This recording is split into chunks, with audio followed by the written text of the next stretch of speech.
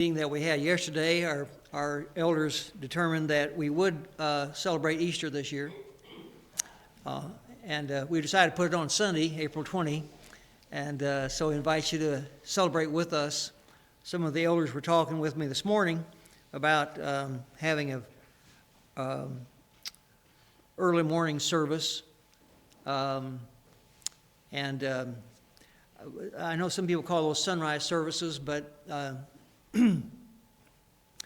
I guess you could say none of us are sunrise people, but nonetheless, we'll get up early and have an early morning service and breakfast following that service on April 20.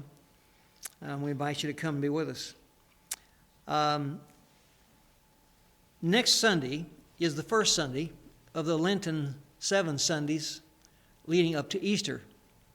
And this particular Sunday, I want to take you into a study in Mark chapter 8, in which I feel I need to cover this passage before we get to the Lenten season because it is so instrumental in what is coming. What will be coming in Jerusalem at Jesus' crucifixion and then resurrection. And what that has meant, of course, in the life of the church is, it literally is the life of the church. So in taking you to the Gospel of Mark in chapter 8, Mark is one of those action-packed chapters in which Jesus starts the chapter in Mark by sharing a little bit of bread and fish with a multitude of 4,000 folks. And finally, he gets down to the place where we're starting right now in Mark 8 and verse 27.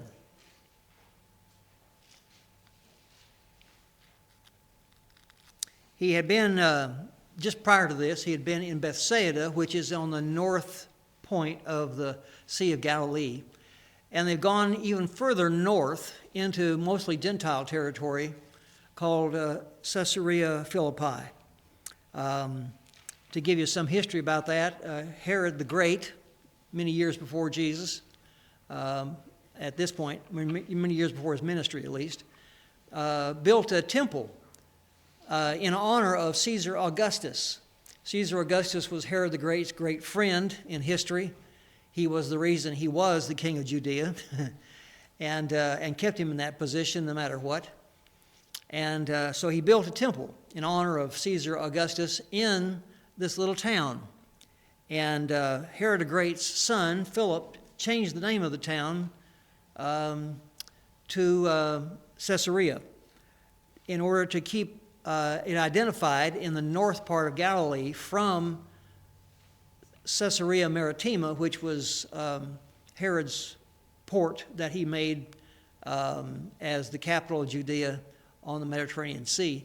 This is a smaller town, and it was always referred to as Caesarea of Philip. And so Caesarea Philippi, giving you that history, Jesus was there with his disciples, and on the way he asked his disciples in verse 27, "Who do people say that I am?" And they told him, "John the Baptizer." Others said, "Elijah."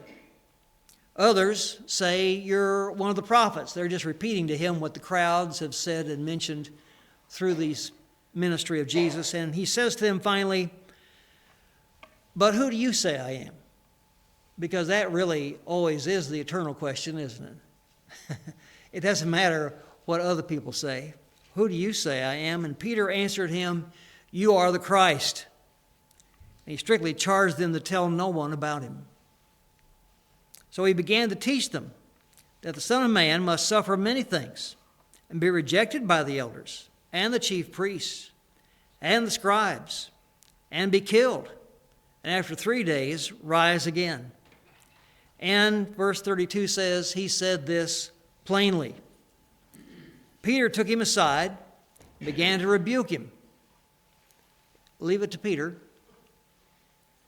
This is one reason why Peter is known here in the New Testament as Mr. Big Mouth. But it's his personality. I remember having elders who couldn't keep their mouth shut. I remember the Peter personality in a number of men that at least I've seen. Maybe some women, but mostly it occurs with men. And so in this situation, Peter says to him very frankly, well, I'm not going to go along with that. He seemed to think that they were going to vote on this, you know. And Jesus, of course, is saying to him, oh, goodness sakes. Turning and seeing his disciples, he rebukes Peter. I guess if you're going to rebuke the Lord, you know what's going to come next, don't you?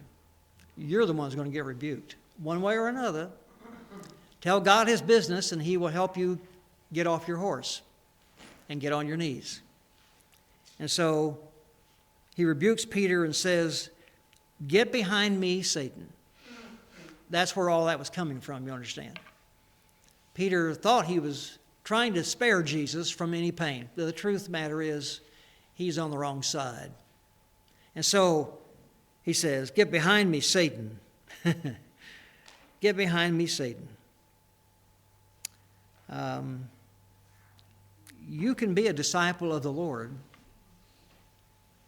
and be going in the wrong direction, can't you? You can be going in the wrong direction entirely. And somebody has to correct that. And this particular day, it was Jesus who had to do the correcting. Get behind me, Satan. And finally he says, you are not setting your mind on the things of God, but on the things of man. In other words, Peter, this isn't up to you. It isn't up to anybody. This is the plan of God.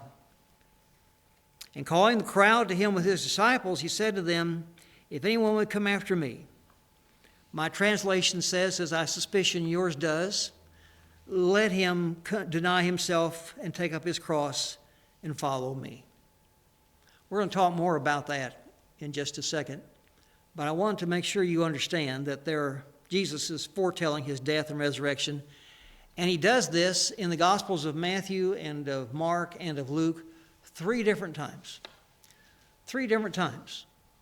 I take you because it is so important that his disciples know what's coming. And still, it wasn't registering. But I want to take you to those 3 occasions. You've just read the first one in Mark 8. Let me take you, we'll be right back to Mark 8, but let me take you to Mark chapter 9 and verse 30.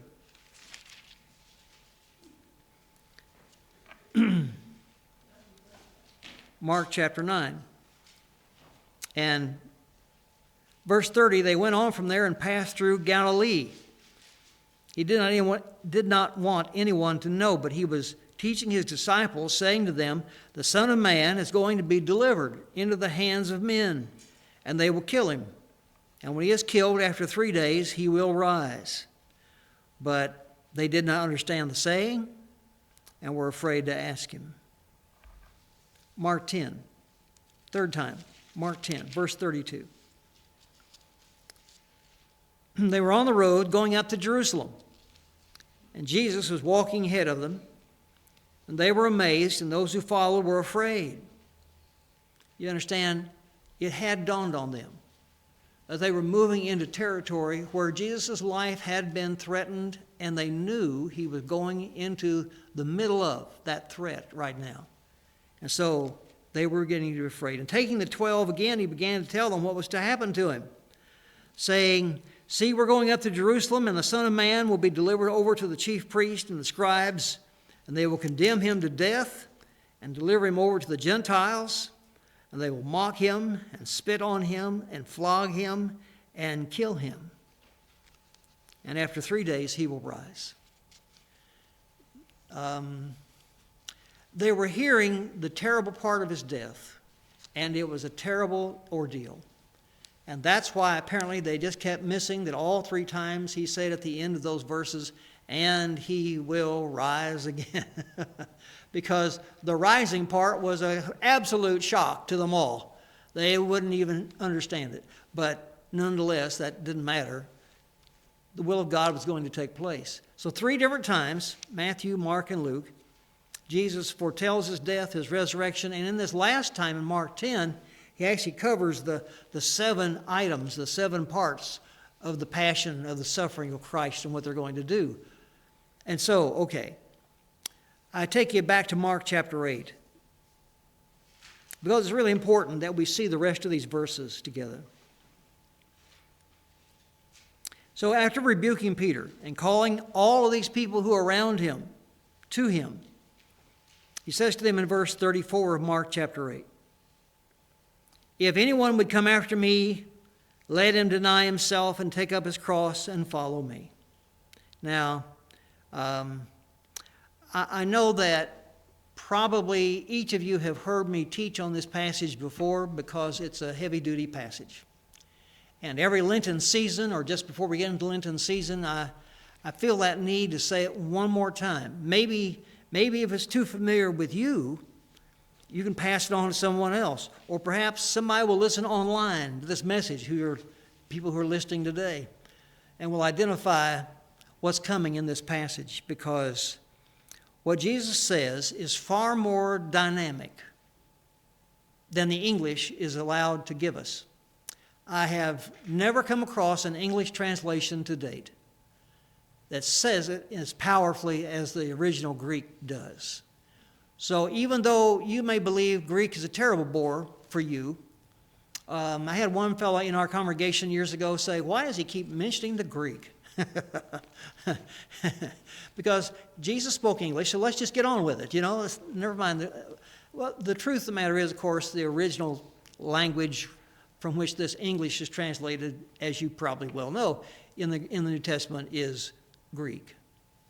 In fact, even the Old Testament that's quoted in the New Testament is coming from the Septuagint, which was the Greek translation of the Hebrew Old Testament.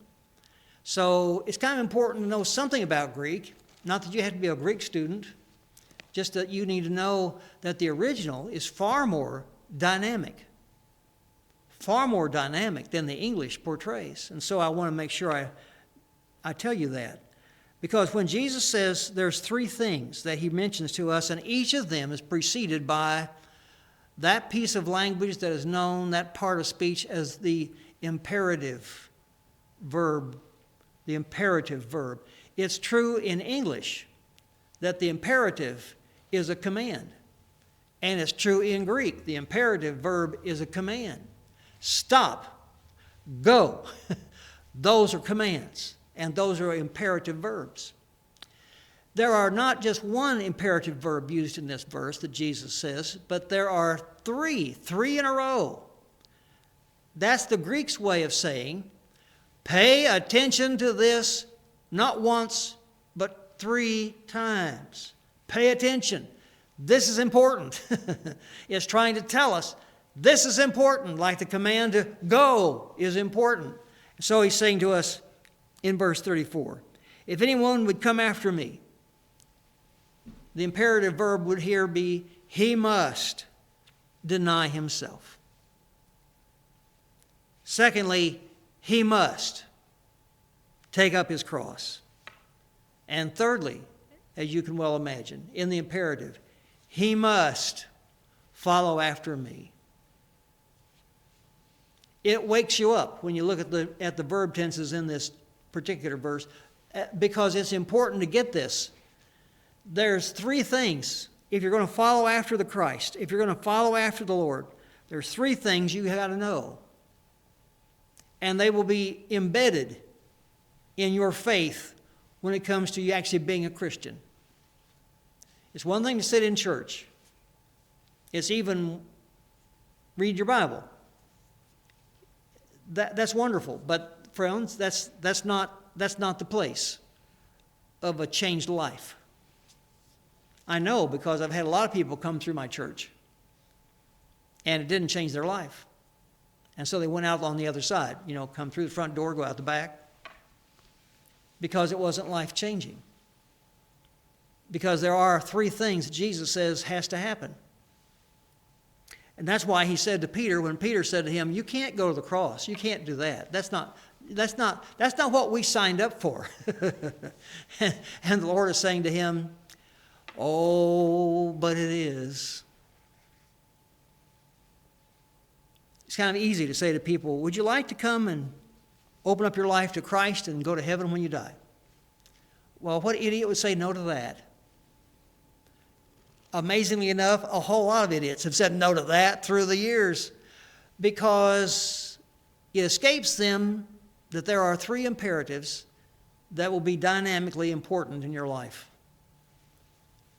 One is, as you can see in the verse, deny yourself. Does every Christian have to go through a denying of yourself? Every man who has a terrible problem with that issue has an unhappy wife, or vice versa. If they can't deny themselves, they're not going to stay married. If they can't deny themselves, they're not going to get to work every day. If they can't deny themselves, there isn't much of a future for the intensely selfish personality in this world. So Christ is simply saying the obvious. If you're going to follow after me, you're going to have to follow after me. You're going to have to do what I'm telling you to do. You're going to have to come to a place where you are no longer in charge, but you let me be in charge. That's what Christ is saying. A man, a woman must deny themselves. And the second admonition, of course, is then take up your cross. Well, now we're getting serious. It might be one thing to skip lunch. It's a whole other thing to take up your cross. I thought Christ's cross was going to be sufficient for my sins. Well, it is. It is. You're not going to be paying for your sins. You're simply disciplining yourself to live for Christ in this life.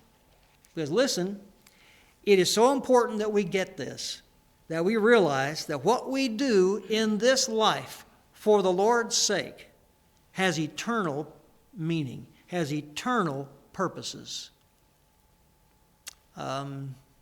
C.T. Stubbs, who's long gone to glory now, was this renowned cricketer in Great Britain.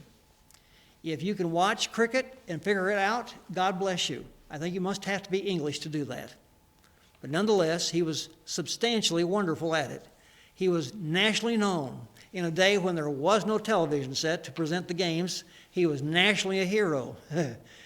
And he gave all that up, coming from a very wealthy background, in order that when Christ got hold of his life, he decided to give all of that up and become a missionary, which he did. And so the little phrase that he was famous for in his preaching of the gospel was made into a little plaque, and my mother had it on our wall in our house where I was raised. Only one life will soon be past. Only what's done for Christ will last. Boy, did he understand that. If you're going to come to follow Christ, we must deny ourselves. We must take up our cross. What is your cross? What is your cross? It doesn't sound pleasant to me at all. I'm not voting for it myself. I don't know about you.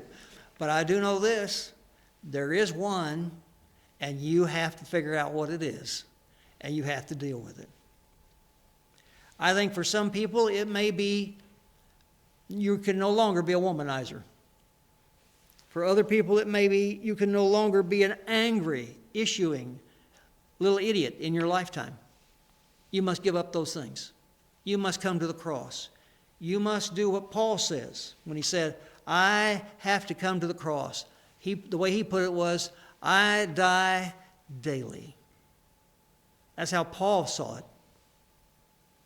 And it's amazing what he actually could do in his lifetime. As he put it, I'm the least of the apostles, and yet I have worked the hardest of all of them. He really did. Take up your cross. The third admonition, of course, he must follow me. Sometimes young Christians think that if I just committed myself already to follow him, surely that's all there is. Surely that's enough. Unfortunately, it won't keep you following after Christ if you're depending on your decision to follow after Christ. There has to be a sacrifice given, and it is basically you and me. You may grieve about that. Peter might grieve about that. But Jesus is trying to say to Peter, brother, it isn't just me you're going to have to figure out how to give up. It's you.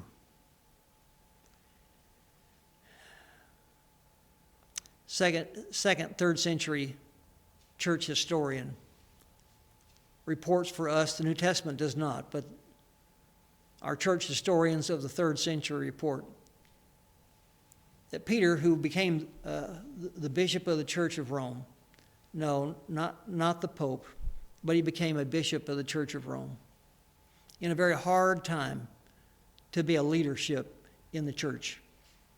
Persecution abounded. And when it came the time for Peter to die, Paul had already probably been executed by the emperor. And when it came Peter's time, as a prominent Christian leader in the city, he requested, because Paul could not be crucified because he was a Roman citizen, so therefore so the church historians tell us, he was executed by chopping his head off.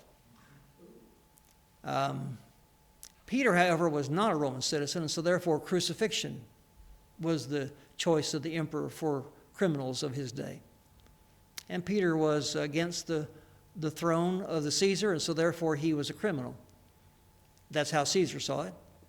And so Peter requested, since crucifixion was coming, that would they please crucify him upside down so that he would not be crucified like Christ was crucified. He was not worthy. And they followed his wishes. And even worse than that, friends, his wife was crucified in the very same way. And they had to listen to each other in their pain, in their agony, until finally death mercifully came. There is a pillar standing at the Vatican out on the courtyard. Used to have a Caesar on top of it. That's been removed. But that pillar is called Peter's pillar. And it stands there because it had been down the hill. You know, there's 7 hills in Rome, and one of those hills is always the Vatican. So the name of the Vatican in Rome is not necessarily a Christian name, it's just the name of the ancient hill that's sitting there in Rome. And so that pillar had been in the Roman Circus Maximus down the hill, where Peter had been crucified. And that's why the early church eventually moved that pillar from the Circus Maximus to that place at the Vatican. And that's why it's called Peter's pillar. It was the place of where he was crucified. Now, the records show so many Christians who have been martyred through the years. Peter and his wife only 2, and Paul only a few of the very, very many who were killed and persecuted and martyred. I want to talk to you a minute about somebody else, however, who's something of a modern-day martyr, at least in my lifetime. But before I do that, I want to take you to Mark chapter 8, where Jesus has said to them, if anyone would follow me, he must deny himself. He must take up his cross. He must follow after me. Would you start with me in verse 35 of Mark chapter 8? For whoever would save his life will lose it. And whoever loses his life for my sake and the gospel's will save it. For what does it profit a man to gain the whole world and forfeit his soul? Boy, that's a message that America would like to, surely needs to hear at this time. Verse 37, for what can a man give in return for his soul? For whoever is ashamed of me and of my words in this adulterous and sinful generation, of him will the Son of Man also be ashamed when he comes in the glory of his Father with the holy angels. I'm reminded when I read these words, whoever would save his life will lose it. Whoever loses life for my sake and the gospel's will save it. I'm always reminded when I read those words of a young missionary named Jim Elliot, who went with his wife, Betty, or now known as Elizabeth Elliot, quite a prominent author. and in their young years, as graduates from Wheaton College, answered the call of missions to Ecuador and went there with a number of other young mission couples to Quito, Ecuador, one of the largest areas of the country. And their plan was to go to the jungles and reach a tribe that had not yet been reached for Christ's sake. In those days, they were called the Auca tribe. They have a different name now, but I can't pronounce that name, so I'm going with Auca. And the Ecuadorian government had contacted these missionary couples to say to them that they are so murderous that if we leave them alone, in 10 years, there will no longer be anyone left alive in the tribe. And they're so dangerous, people cannot go through that jungle. And so, therefore, we're wondering if you might consider contacting this murderous tribe. And so these 5 men, along with the thinking of their wives and children, decided, yes, we're going to go. We're going to make that effort. And so one of the 5 men was Nate Saint, who was a missionary pilot, with JARS, who were the jungle aviation boys, and Nate's yellow plane. And they designed a certain way of reaching this tribe.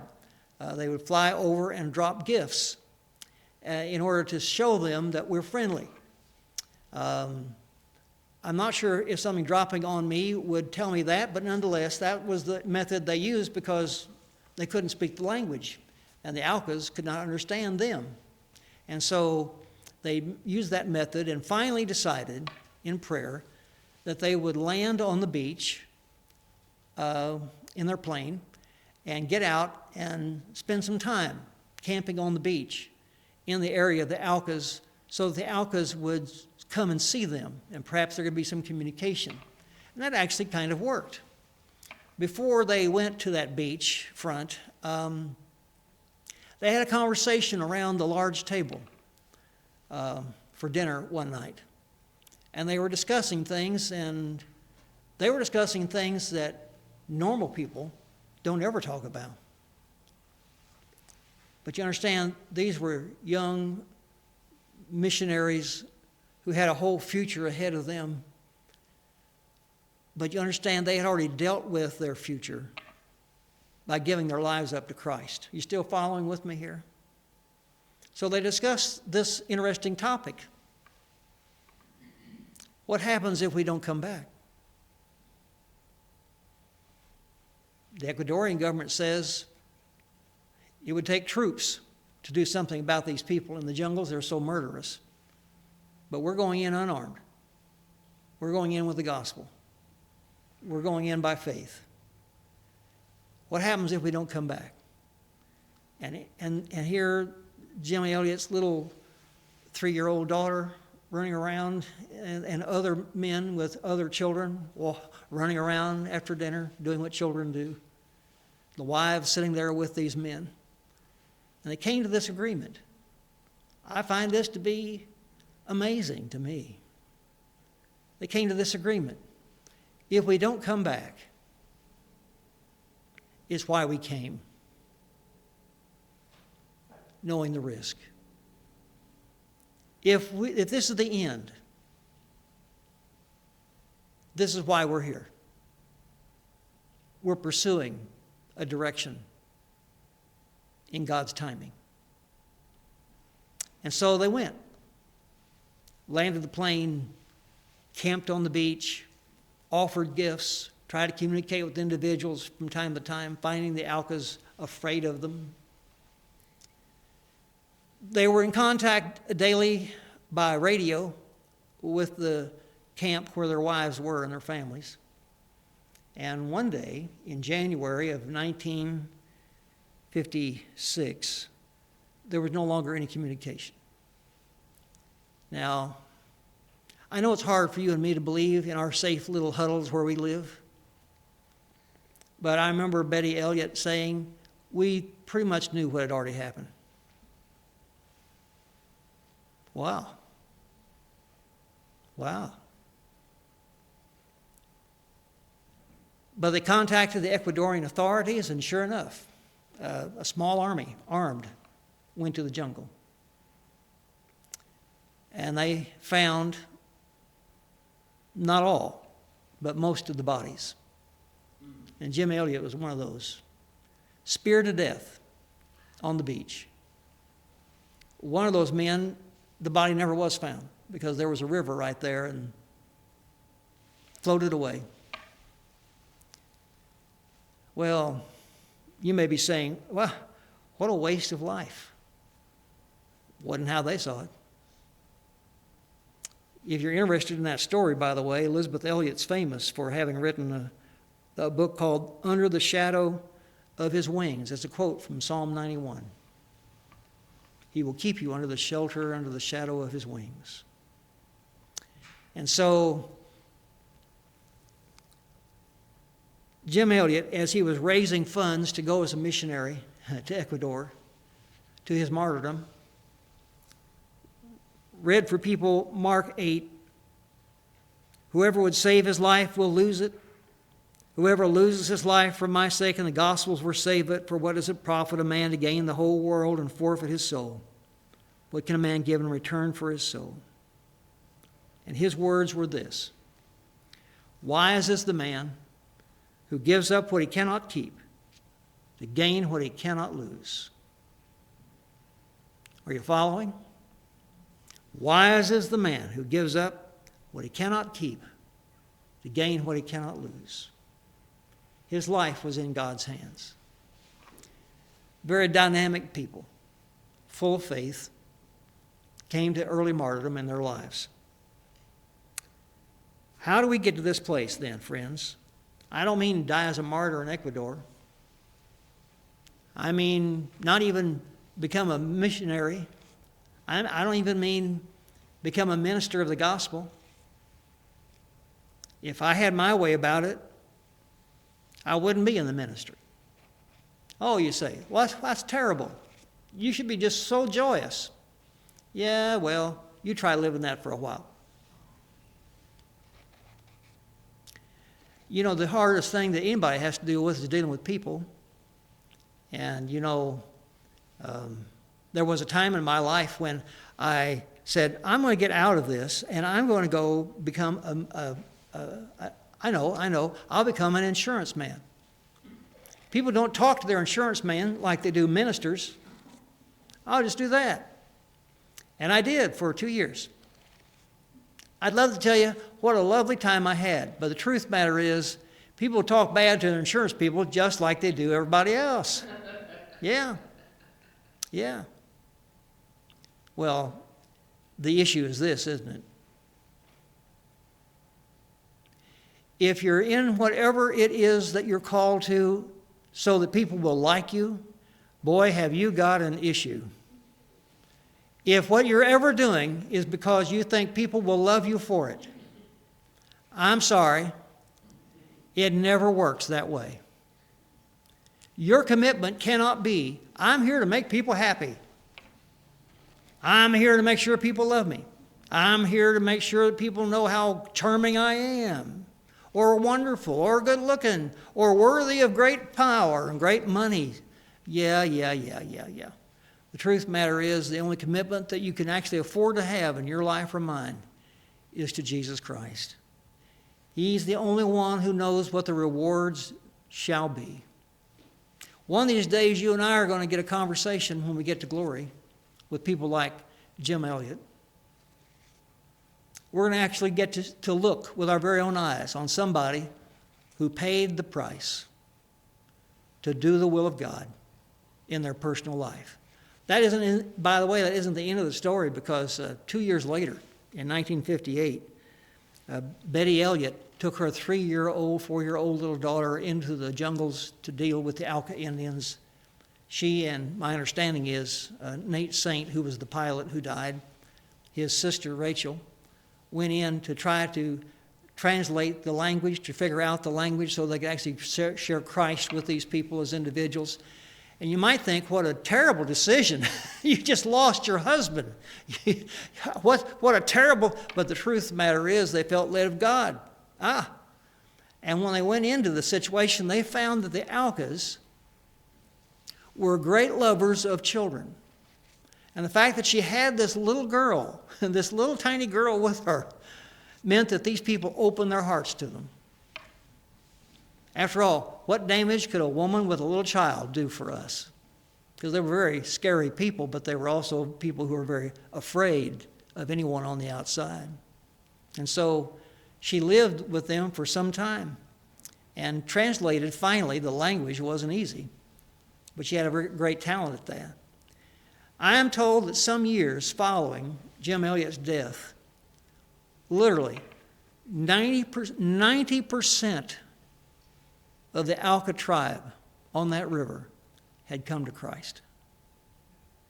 One of the oldest members of the tribe, because they didn't live long, he was something in his early 40s, she thought, because they were so murderous, men would die a lot in the jungle before they came to Christ. And one of the oldest members of the tribe sat down with her, and in his language, which she finally could translate by means of a tape recorder, told her the story of how he and 3 or 4 other men in the tribe had murdered her husband and the other men. They thought they had come to kill them. And of course, you and I both know Satan told that story to them, didn't he? But the effect of that shed blood was this: an entire tribe came to Christ. You know what George Fox was famous for writing? The church grows by the blood of the martyrs. Kill a Christian, and people will come to Christ. It's a Holy Spirit operation. And so, a modern day, more or less modern day, understanding of that book, Under the Shadow of His Wings, means that it is so important what we decide to do in this life, because it is by faith, isn't it? By faith. Whoever would save his life will lose it. Christ had the purpose in his life to give up his life. But what he was saying to Peter is, listen, and to you and me, your life is not your own. It has been bought with a price. Therefore, glorify God with what you have. You and I belong to somebody. You and I are eternal beings. You will live forever. But these years are the years that you have to give to the cause of what Christ wants in you. Doesn't mean you have to become a missionary. I'm kind of glad about that myself. Or become a minister. No. I have met automobile mechanics who were greater witnesses for Christ than any minister I'd ever met.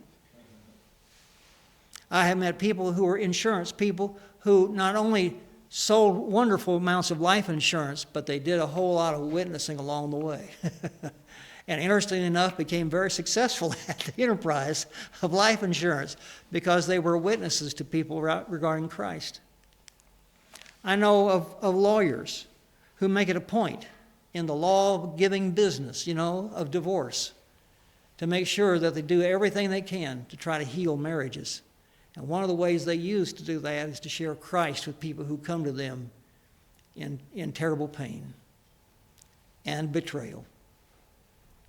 It's interesting, I have watched people who were headed for divorce, very frankly because of unfaithfulness on the part of one of those spouses, turn around and a marriage be healed and forgiveness happen simply because they began to understand what Jesus Christ said.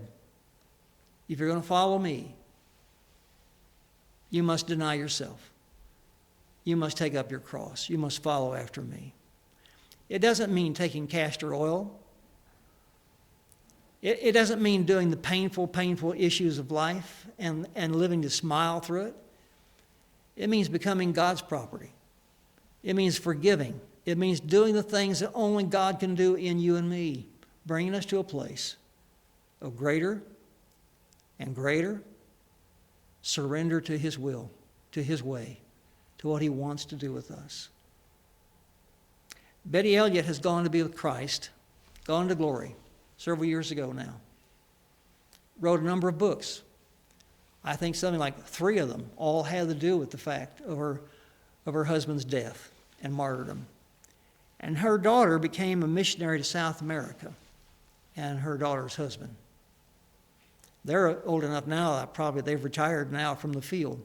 But nonetheless, I'm just saying, can you imagine the things that Jim Elliott started in his willing to go to Ecuador and even lay down his life? Wise is the man who gives up what he cannot keep to gain what he cannot lose. Let's pray together. We believe, Lord, like Peter says, you are the Christ, the anointed one. And then you're talking about your own death and resurrection for us. We want to be grateful in all the ways that we need to be full of faith. That you not only did that for our sins, but you did that in order to preserve our life, to give us a purpose, direction. May we understand that. How realistic life is, and sometimes very terrible. But what we do in this lifetime has eternal purpose, eternal meaning. It will always honor what God has for our life. And so we praise you now for what Jesus Christ has promised is coming on that day, Good Friday in Jerusalem, that it has been a gift for us, a sacrifice for us. And we in turn live by faith our life. That's all we have and all we can give. Let us be at that place where the Lord matters. Above all other things, in Jesus Christ we're praying together. Amen.